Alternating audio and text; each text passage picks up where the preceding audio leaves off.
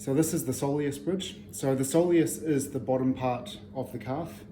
It's this part in here, under here. This is the gastroc up here. This is the gastrocnemius. This is the soleus.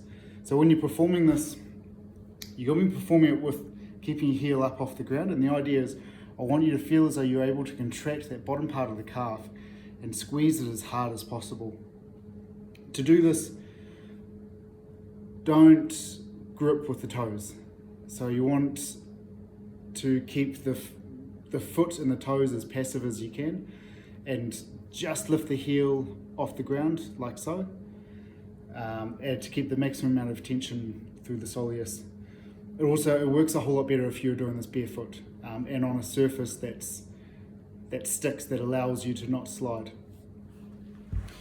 So for the setup,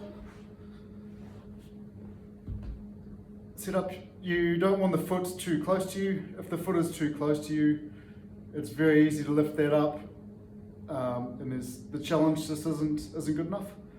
But if it's too far away, you actually can't also achieve the position. So you'll find the right position for you. Keep the pressure through the middle part of that forefoot there. So not on the toes, just through the forefoot. And like I said, try and keep the toes long and passive. So don't grip the ground with your toes. You're really trying to get that part of your calf squeezed as hard as possible. So non-working leg is tucked in. I find a position where I can lift my heel just off the ground, but it's not so hard and it's not so easy. So I lift my heel off the ground.